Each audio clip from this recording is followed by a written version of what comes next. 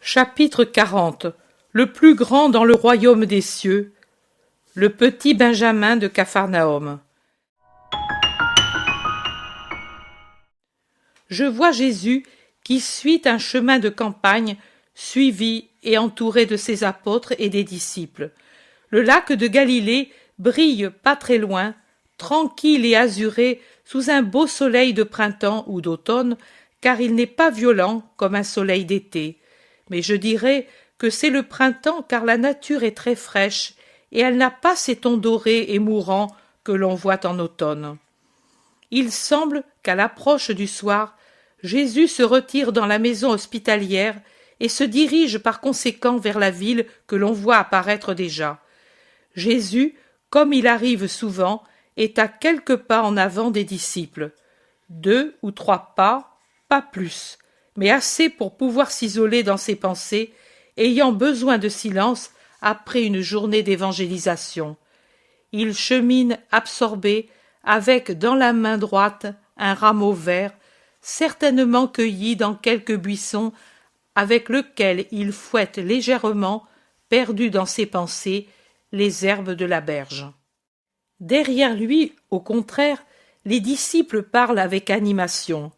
Ils rappellent les événements de la journée, et ils n'ont pas la main trop légère pour apprécier les défauts d'autrui et les méchancetés d'autrui.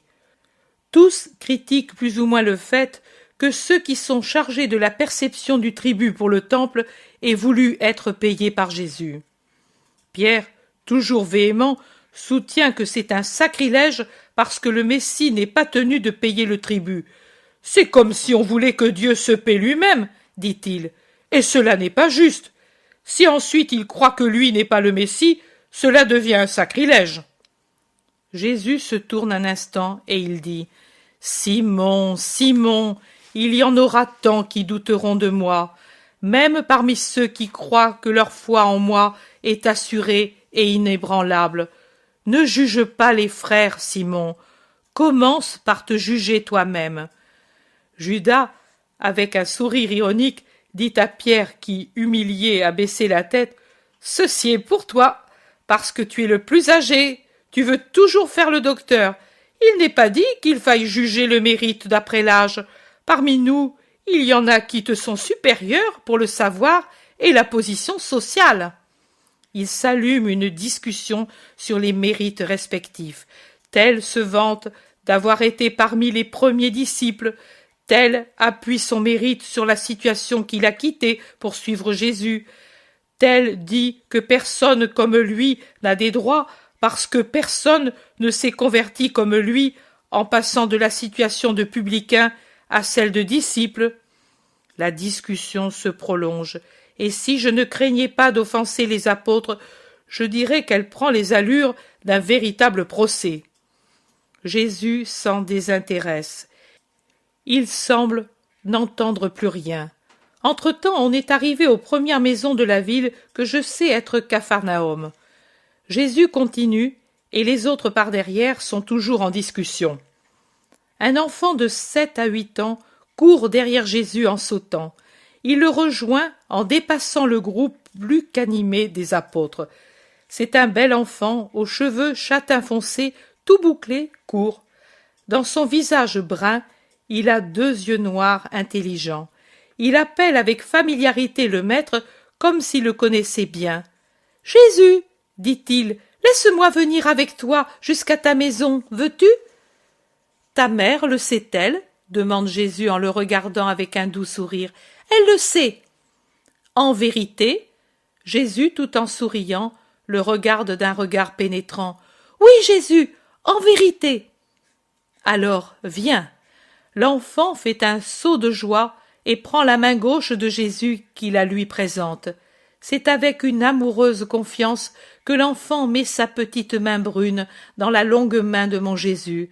Moi, je voudrais bien en faire autant. « Raconte-moi une belle parabole, Jésus, » dit l'enfant en sautant aux côtés du maître. Et en le regardant par en dessous, avec un petit visage qui resplendit de joie. Jésus aussi le regarde avec un sourire joyeux qui lui fait entr'ouvrir la bouche qu'ombrage des moustaches et une barbe blonde rousse que le soleil fait briller comme si c'était de l'or. Ses yeux de saphir foncé rient de joie quand il regarde l'enfant. « Qu'en fais-tu de la parabole ? Ce n'est pas un jeu. »« C'est plus beau qu'un jeu. Quand je vais dormir, j'y pense, et puis j'en rêve, et le lendemain je m'en souviens, et je me la redis pour être bon. Elle me rend bon. »« Tu t'en souviens ? » ?»« Oui. Veux-tu que je te dise toutes celles que tu m'as dites ? » ?»« Tu es brave, Benjamin, plus que les hommes qui oublient. En récompense, je te dirai la parabole. » L'enfant ne saute plus. Il marche sérieux, attentif, comme un adulte, et il ne perd pas un mot, pas une inflexion de la voix de Jésus qu'il regarde avec attention, sans même prendre garde où il met ses pieds. Un berger, qui était très bon, apprit qu'il y avait dans un endroit de la création un grand nombre de brebis abandonnées par des bergers qui n'étaient guère bons. Elles étaient en danger, sur de mauvais chemins et dans des herbages empoisonnés, et elles s'en allaient de plus en plus vers de sombres ravins. Il vint dans cet endroit et, sacrifiant tout son avoir, il acheta ses brebis et ses agneaux. Il voulait les amener dans son royaume parce que ce berger était roi aussi, comme l'ont été de nombreux rois en Israël. Dans son royaume, ses brebis et ses agneaux auraient tant de pâturages sains, tant d'eaux fraîches et pures, des chemins sûrs et des abris solides contre les voleurs et les loups féroces. Alors, ce berger rassembla ses brebis et ses agneaux, et il leur dit : « Je suis venu pour vous sauver, pour vous amener là où vous ne souffrirez plus, où vous ne connaîtrez plus les embûches et les douleurs. Aimez-moi, suivez-moi, car je vous aime tant, et, pour vous avoir, je me suis sacrifié de toute manière. Mais si vous m'aimez, mon sacrifice ne me pèsera pas. Suivez-moi, et allons. » Et le berger en avant, les brebis à la suite, prirent le chemin vers le royaume de la joie. À chaque instant, le berger se retournait pour voir si elles le suivaient, pour exhorter celles qui étaient fatiguées, encourager celles qui perdaient confiance, pour secourir les malades, caresser les agneaux. Comme il les aimait, il leur donnait son pain et son sel. Il commençait par goûter l'eau des sources pour voir si elle était saine, et la bénissait pour la rendre sainte. Mais les brebis, le crois-tu, Benjamin ? Les brebis, après quelque temps, se lassèrent. Une d'abord, puis 2, puis 10, puis 100 restèrent en arrière à brouter l'herbe jusqu'à s'empiffrer au point de ne plus se mouvoir, et se couchèrent, fatigués et repus, dans la poussière et dans la boue. D'autres se penchèrent sur les précipices, malgré les paroles du berger : « Ne le faites pas !» Comme ils se mettaient là où il y avait un plus grand danger pour les empêcher d'y aller, certaines le bousculèrent avec leurs têtes arrogantes et plus d'une fois essayèrent de le jeter au fond. Ainsi, beaucoup finirent dans les ravins et moururent misérablement. D'autres se battirent à coups de cornes et de tête et se tuèrent entre elles. Seul un agnelet ne s'écarta jamais. Il courait en bêlant et il disait par son bêlement au berger : « Je t'aime !» Il courait derrière le bon berger, et quand ils arrivèrent à la porte de son royaume, il n'y avait que 2, le berger et l'agnelet fidèle. Alors le berger ne dit pas : « Entre !» mais il dit : « Viens !»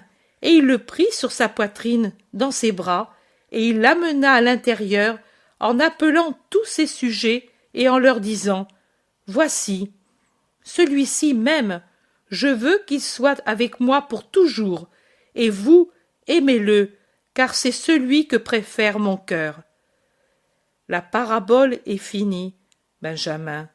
Maintenant, peux-tu me dire quel est ce bon berger ? C'est toi, Jésus. Et cet agnelet, qui est-ce ? C'est moi, Jésus. Mais maintenant je vais partir.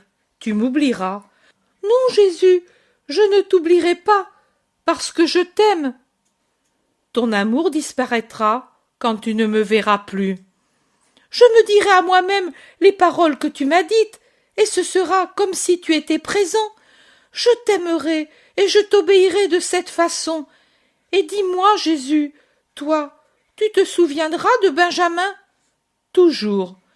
Comment feras-tu pour te souvenir? Je me dirai que tu m'as promis de m'aimer et de m'obéir, et je me souviendrai ainsi de toi. Et tu me donneras ton royaume? Si tu restes bon, oui. Je serai bon. Comment feras-tu? La vie est longue. Mais aussi tes paroles sont si bonnes. Si je me les dis, et si je fais ce qu'elles me disent de faire, je me garderai bon toute ma vie, et je le ferai parce que je t'aime. Quand on aime bien, ce n'est pas fatigant d'être bon. Je ne me fatigue pas d'obéir à maman, parce que je l'aime bien. Je ne me fatiguerai pas d'être obéissant pour toi, parce que je t'aime bien. Jésus s'est arrêté pour regarder le petit visage enflammé par l'amour plus que par le soleil. La joie de Jésus est si vive qu'il semble qu'un autre soleil se soit allumé en son âme et irradie par ses pupilles. Il se penche et il baise l'enfant sur le front.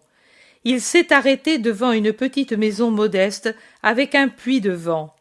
Jésus va ensuite s'asseoir près du puits, et c'est là que le rejoignent les disciples qui sont encore en train de mesurer leurs prérogatives respectives. Jésus les regarde, puis il les appelle. « Venez autour de moi et écoutez le dernier enseignement de la journée, vous qui célébrez sans cesse vos mérites et pensez à vous adjuger une place en rapport avec eux. Vous voyez cet enfant, lui est dans la vérité plus que vous. Son innocence lui donne les clés pour ouvrir les portes de mon royaume.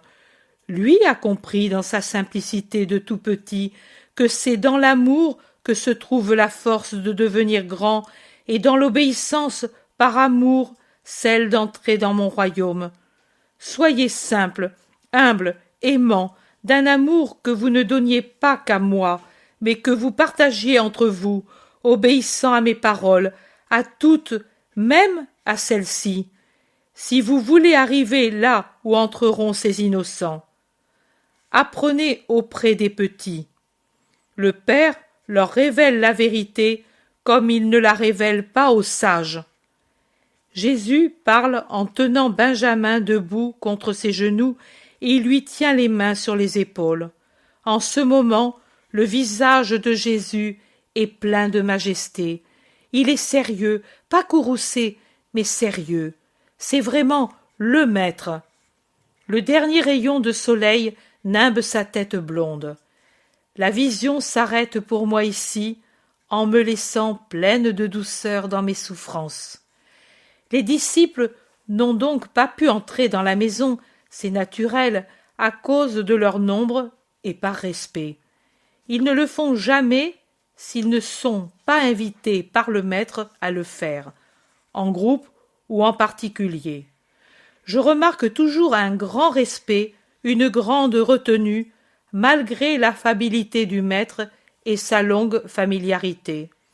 Même Isaac, qui pourrait se dire le premier d'entre les disciples, ne prend jamais la liberté d'aller vers Jésus sans qu'un sourire, au moins un sourire du maître, l'appelle près de lui. N'est-ce pas un peu différent de la manière désinvolte et presque burlesque dont beaucoup traitent ce qui est surnaturel?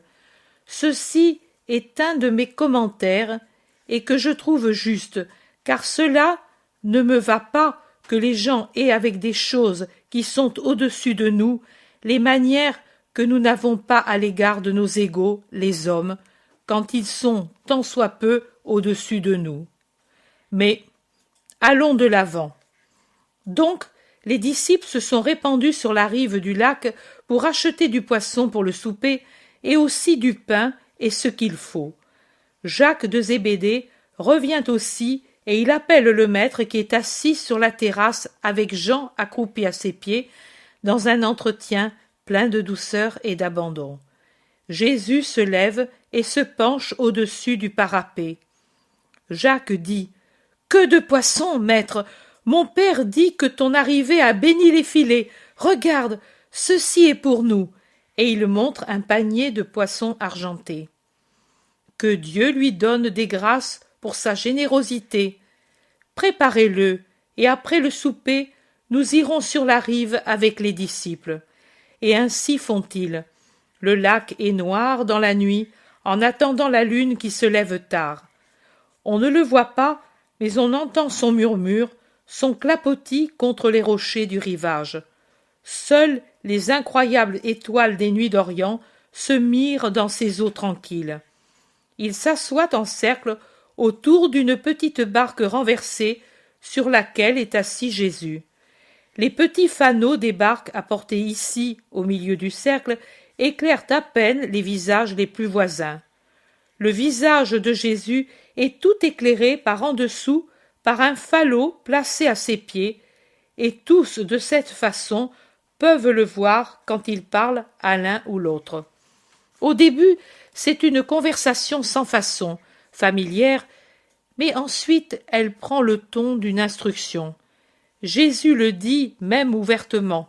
« Venez et écoutez, d'ici peu nous nous séparerons et je veux vous instruire encore pour mieux vous former. Aujourd'hui, je vous ai entendu discuter et ce n'était pas toujours avec charité. Au premier d'entre vous, j'ai déjà donné l'instruction, mais je veux vous la donner à vous aussi, et elle ne fera pas de mal à ceux qui sont les premiers s'ils l'entendent de nouveau. Maintenant, le petit Benjamin n'est pas ici contre mes genoux. Il dort dans son lit et il fait ses rêves innocents. Mais peut-être son âme candide est-elle de même parmi nous. Mais supposez que lui ou quelque autre enfant soit ici pour vous servir d'exemple. Vous, dans votre cœur, vous avez tous une idée fixe, être le premier dans le royaume des cieux, une curiosité, savoir qui sera ce premier, et enfin un danger, le désir encore humain de s'entendre répondre « Tu es le premier dans le royaume des cieux » par des compagnons complaisants ou par le maître, surtout par le maître dont vous connaissez la véracité et la connaissance de l'avenir. N'est-ce pas ainsi? Les questions tremblent sur vos lèvres et vivent au fond de votre cœur. Le maître, pour votre bien, accepte cette curiosité, bien qu'il ait horreur de céder aux curiosités humaines.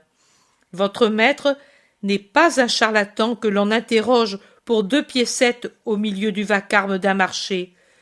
Ce n'est pas quelqu'un possédé par l'esprit du python qui se procure de l'argent en faisant le devin pour répondre aux esprits étroits des hommes qui veulent connaître l'avenir pour savoir comment se diriger. L'homme ne peut se diriger par lui-même. C'est Dieu qui le dirige si l'homme a foi en lui. Et il ne sert à rien de connaître l'avenir ou de croire qu'on le connaît si ensuite on n'a pas le moyen de changer l'avenir prophétisé. Il n'y a qu'un moyen, prier le Père et Seigneur pour que sa miséricorde nous aide. En vérité, je vous dis qu'une prière confiante peut changer un châtiment en bénédiction. Mais celui qui a recours aux hommes pour pouvoir, en tant qu'homme et avec des moyens humains, changer l'avenir, ne sait pas du tout prier ou sait très mal prier. Moi, cette fois-ci, parce que cette curiosité peut vous donner un bon enseignement, j'y réponds, bien que j'ai horreur des questions curieuses et irrespectueuses. Vous vous demandez qui parmi nous est le plus grand dans le royaume des cieux? Moi, je supprime la limite du parmi nous et j'élargis la question aux limites du monde entier, présent et futur, et je réponds le plus grand dans le royaume des cieux, c'est le plus petit parmi les hommes, c'est-à-dire celui que les hommes considèrent comme le plus petit. Celui qui est simple, humble, confiant, ignorant, par conséquent l'enfant, ou celui qui sait se refaire une âme d'enfant. Ce n'est pas la science, ni la puissance, ni la richesse, ni l'activité, même si elle est bonne, qui vous rendront le plus grand dans le royaume bienheureux, mais d'être comme des tout-petits, par l'amour, l'humilité, la simplicité, la foi. Observez comme m'aiment les enfants, et imitez-les, comme ils croient en moi, et imitez-les, comme ils se souviennent de ce que je dis, et imitez-les, comme ils font ce que j'enseigne, et imitez-les, comme ils ne s'égorgueillissent pas de ce qu'ils font, et imitez-les, comme ils n'ont pas de jalousie pour moi, ni pour leurs compagnons, et imitez-les. En vérité, je vous dis que si vous ne changez pas votre manière de penser, d'agir et d'aimer, et si vous ne vous refaites pas sur le modèle des tout-petits, vous n'entrerez pas dans le royaume des cieux. Eux savent ce que vous savez, ce qu'il y a d'essentiel dans ma doctrine. Mais avec quelle différence ils pratiquent ce que j'enseigne. Vous, vous dites, pour toute bonne action que vous accomplissez, j'ai fait. L'enfant dit, Jésus, je me suis souvenu de toi aujourd'hui, et à cause de toi, j'ai obéi, j'ai aimé, j'ai contenu un désir de me battre, et je suis content, parce que toi, je le sais, tu sais quand je suis bon, et tu en es content. Et encore, considérez les enfants quand ils agissent mal, avec quelle humilité ils me l'avouent. Aujourd'hui, j'ai été méchant, et cela me déplaît, parce que je t'ai donné de la douleur. Ils ne cherchent pas d'excuses, ils savent que je sais, ils croient, ils souffrent de ma douleur. Oh, ils sont chers à mon cœur, les enfants, en qui il n'y a pas d'orgueil, pas de duplicité, pas de luxure. Moi, je vous le dis, devenez semblables à des petits, si vous voulez entrer dans mon royaume. Aimez les petits comme l'exemple angélique que vous pouvez encore avoir. Vous devriez être comme des anges. Pour vous excuser, vous pourriez dire « Nous ne voyons pas les anges ». Mais Dieu vous donne les enfants comme modèles, et eux, vous les avez parmi vous. Et si vous voyez un enfant abandonné matériellement ou abandonné moralement, et qui peut périr, accueillez-le en mon nom, parce qu'eux sont très aimés de Dieu. Et quiconque accueille un enfant en mon nom, m'accueille moi-même, parce que je suis dans l'âme des enfants, qui est innocente. Et celui qui m'accueille, accueille celui qui m'a envoyé, le Seigneur Très-Haut. Chapitre 45. Le nouveau disciple Nicolaï d'Antioche. Jésus est tout seul sur la terrasse de la maison de Thomas de Capharnaüm. La ville est de loisir pendant le sabbat, avec une population déjà réduite, car les plus zélés pour les pratiques de la foi sont déjà partis pour Jérusalem, et de même aussi ceux qui s'y rendent en famille avec des enfants qui ne peuvent faire de longues marches et obligent les adultes à des haltes et à de courtes étapes. Ainsi manque, dans la journée, qui est par elle-même un peu brumeuse, la note d'or de l'enfance charmante. Jésus est très pensif, assis sur un banc très bas dans un coin, près du mur de clôture, tournant le dos à l'escalier, pour ainsi dire caché par ce mur, il a le coude sur le genou et appuie son front sur sa main d'un geste fatigué, comme s'il souffrait. Il est interrompu dans sa méditation par un jeune enfant qui veut le saluer avant de partir pour Jérusalem. « Jésus, Jésus !» crie-t-il à chaque marche, ne voyant pas Jésus, car le muret le cache à la vue de ceux qui sont en bas. Et Jésus est tellement concentré qu'il n'entend pas la petite voix légère et le pas d'oiseau, de sorte que, quand le petit arrive sur la terrasse, lui est encore dans cette position de douleur. Et l'enfant en reste intimidé.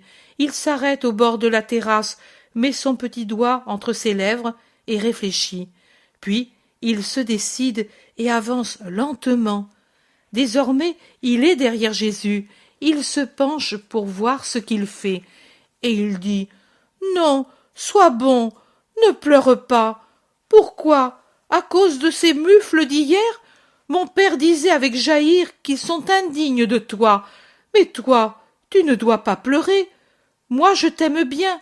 Et aussi ma petite sœur, et Jacques, et Tobit, et Jeanne, et Marie, et Michée, et tous les enfants de Capharnaüm.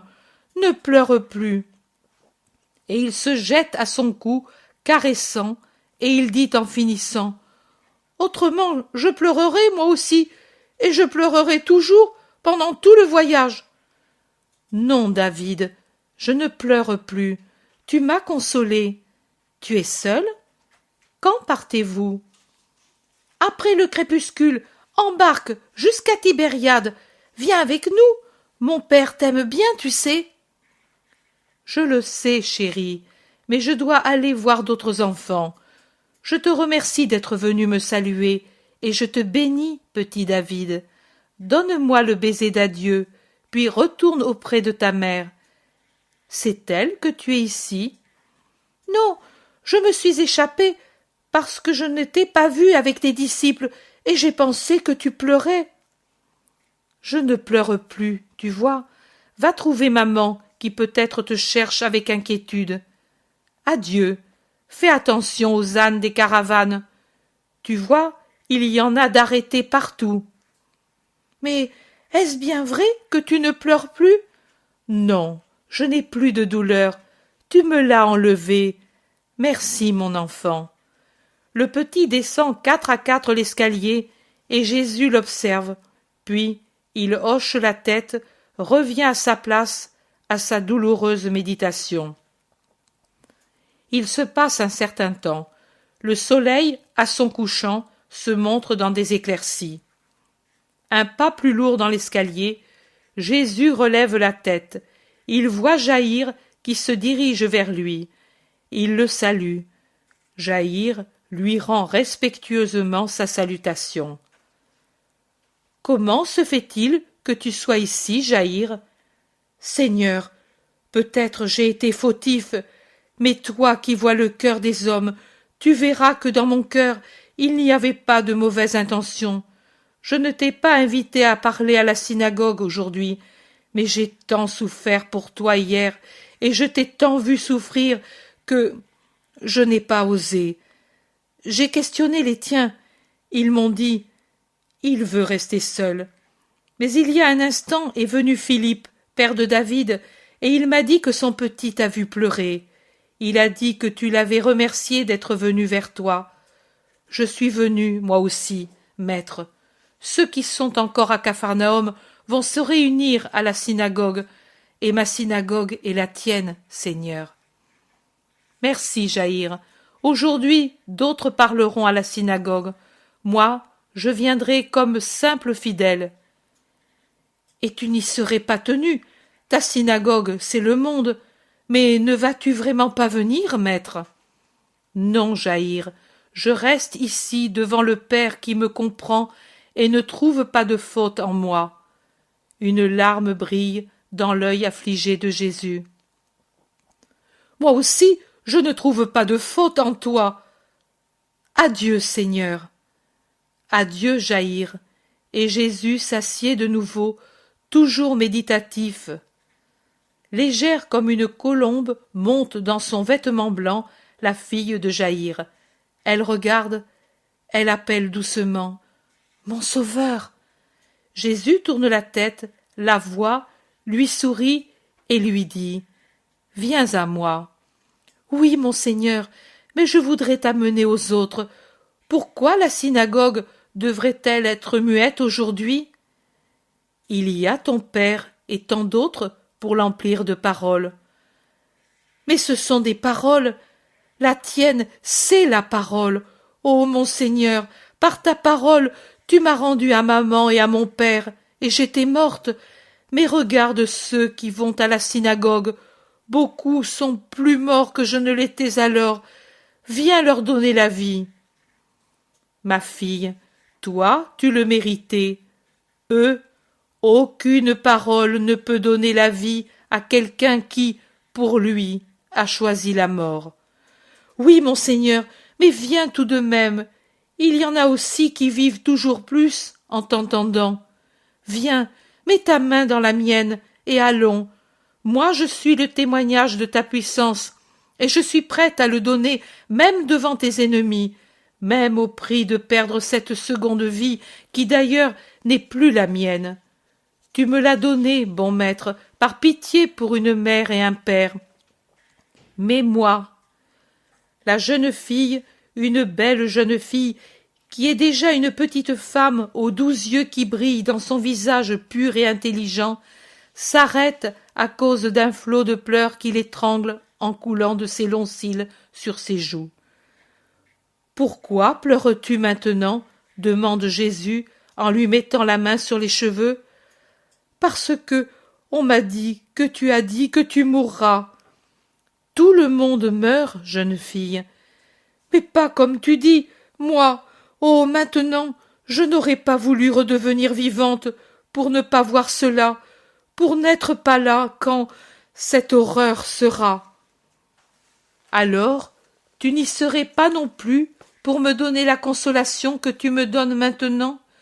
Ne sais-tu pas que la parole, même une seule parole de quelqu'un qui est pur et de quelqu'un qui m'aime, m'enlève toute peine? Si? Oh, alors, tu ne devrais plus en avoir, parce que je t'aime plus que ma mère, que mon père, que ma vie. C'est ainsi. Alors viens, ne reste pas seul, parle pour moi, pour Jaïr, pour maman, pour le petit David, pour ceux qui t'aiment, en somme. Nous sommes nombreux, et nous serons davantage encore. Mais ne reste pas seul, il vient de la mélancolie. Et instinctivement, maternelle comme toute femme honnête, elle termine en disant « Avec moi, près de toi, personne ne te fera du mal. » Et moi, du reste, je te défendrai. Jésus se lève et lui fait ce plaisir. La main dans la main, il traverse les rues et entre à la synagogue par une porte latérale. Jaïr, qui est en train de lire à haute voix un rouleau, arrête la lecture et dit en s'inclinant profondément « Maître, je t'en prie, parle pour ceux qui ont le cœur droit.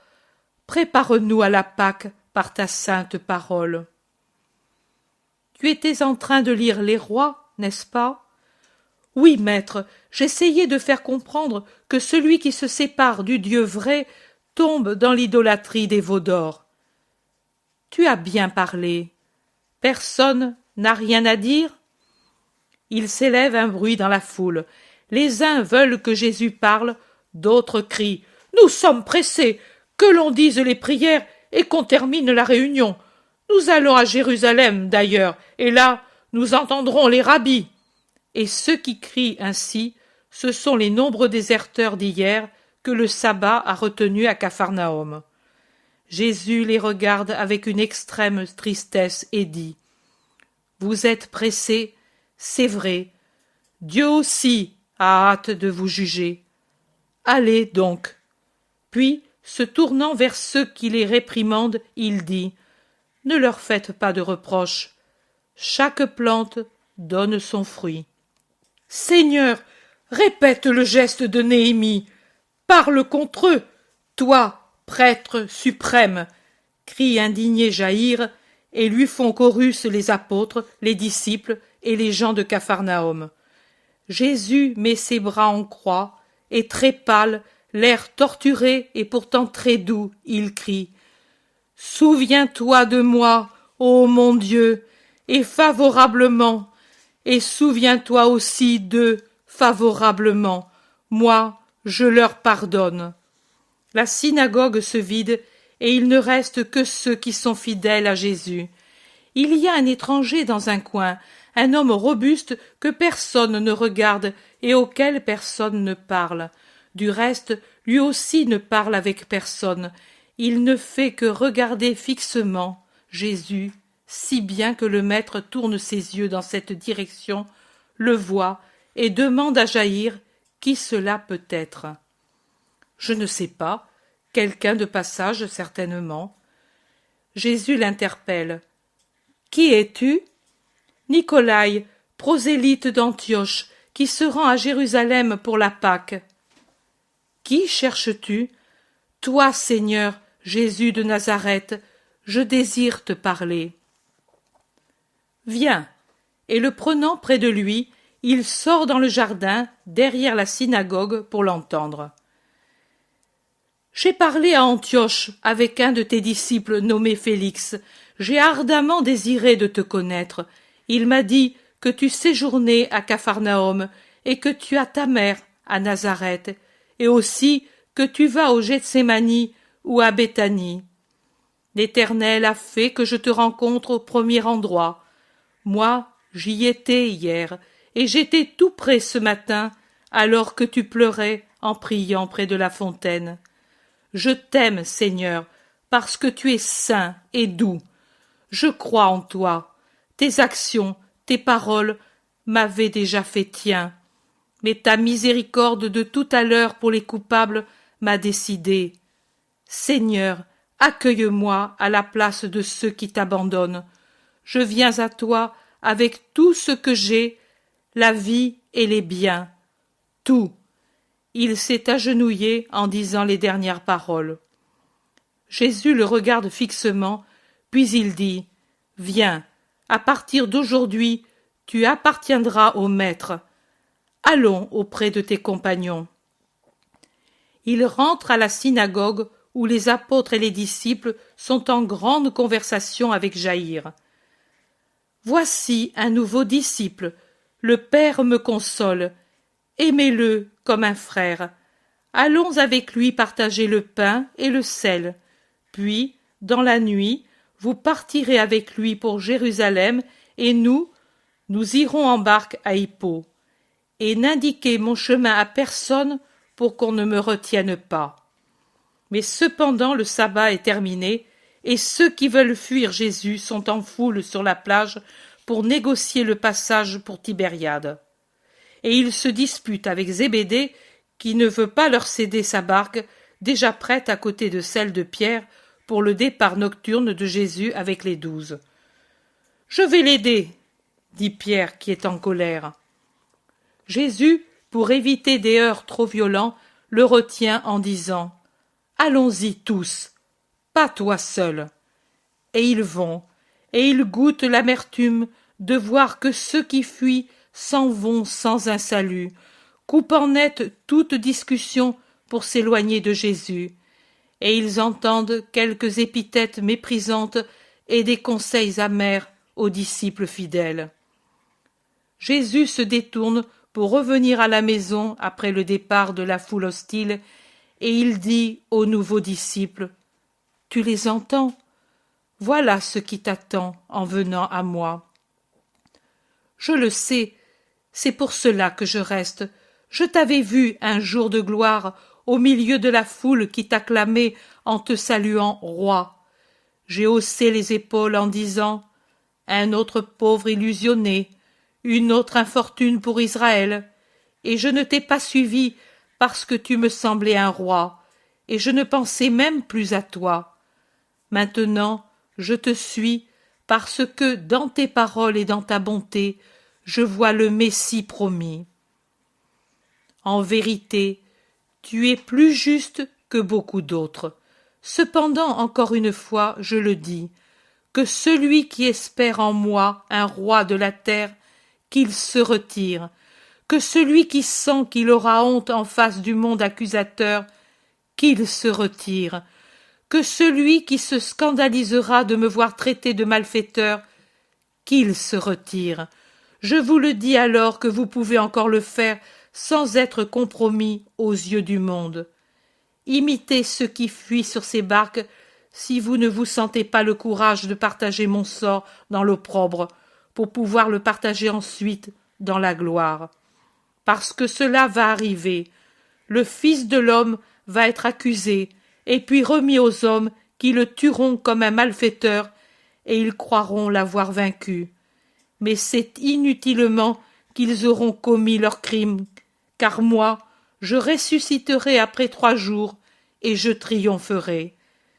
Bienheureux ceux qui sauront être avec moi jusqu'à la fin. » Ils sont arrivés à la maison, et Jésus confie aux disciples le nouveau venu.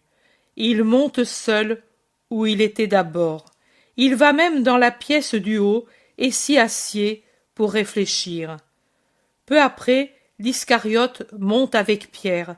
« Maître, Judas m'a fait réfléchir à des choses qui sont justes. » « Dis-les.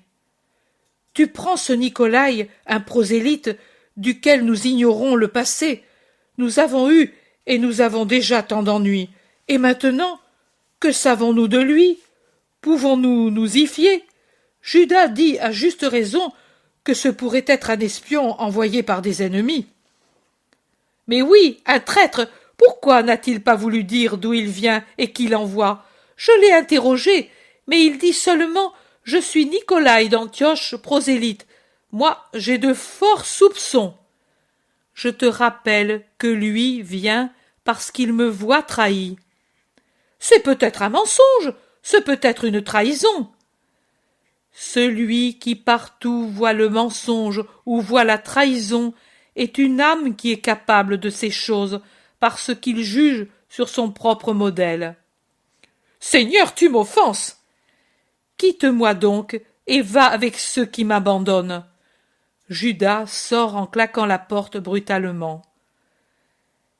Cependant, Seigneur, Judas n'a pas tous les torts, et puis je ne voudrais pas que cet homme parle de Jean.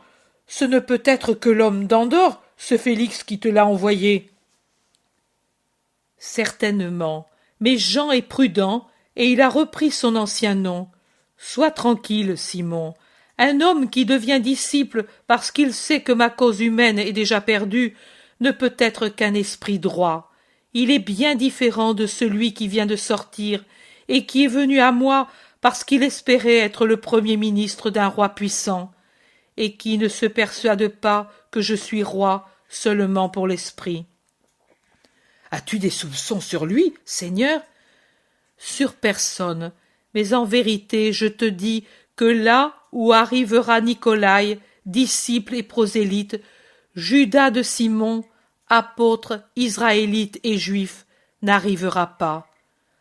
Seigneur, je voudrais interroger Nicolaï sur Jean. Ne le fais pas. Jean ne l'a chargé de rien parce qu'il est prudent. Ne sois pas, toi, l'imprudent. Non, Seigneur, je te le demandais seulement. Descendons pour hâter le repas. Quand il fera bien nuit, nous partirons. Simon, m'aimes-tu? Oh, mon maître, mais que dis-tu? Simon, mon cœur est plus sombre que le lac dans une nuit de tempête, et il est aussi agité que lui. Oh, mon maître, que dois-je te dire? Si je suis encore plus sombre et agité que toi, je te dirai, voici ton Simon, et si mon cœur peut te réconforter, prends-le. Je n'ai que lui, mais il est sincère. Jésus met un moment sa tête sur la poitrine large et robuste, et puis il se lève et descend avec Pierre.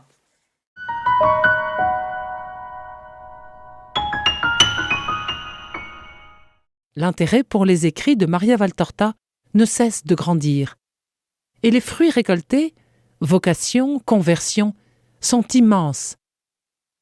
Visionnaire de la vie du Christ, de la conception de Marie jusqu'au début de l'Église, sa description des personnages, de leur psychologie, la précision des lieux où ils évoluent, des coutumes et mœurs de l'époque, est proprement sidérante et à ce jour inégalée.